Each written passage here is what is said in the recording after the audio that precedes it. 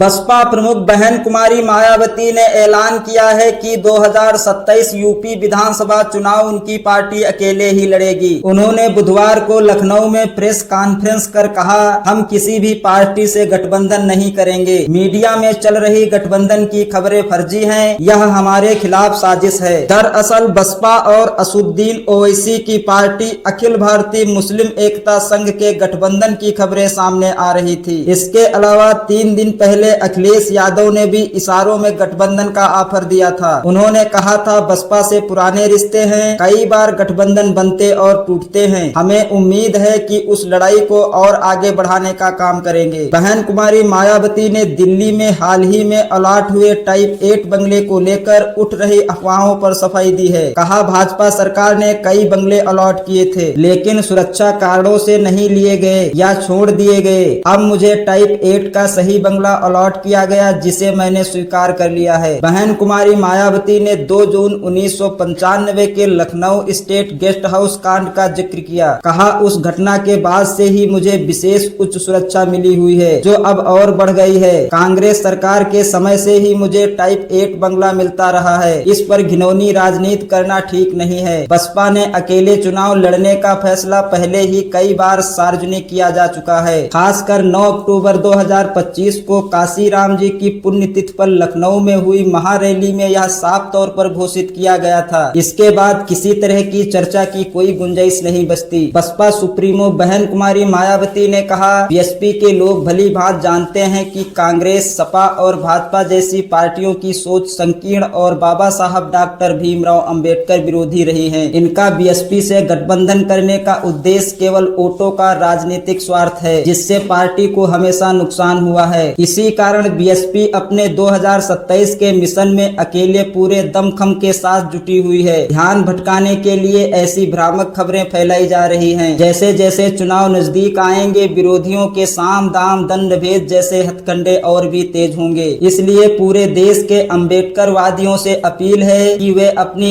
एकमात्र पार्टी और उसके आयरन नेतृत्व पर पूरा भरोसा रखें और बाबा साहब अंबेडकर के आत्मसम्मान और स्वाभिमान के आंदोलन को मजबूती देने के लिए तन मन धन से जुटे रहें। आज की वीडियो में सिर्फ इतना ही। बने रहिए और देखते रहिए यूट्यूब चैनल अमित मामा। नमस्कार।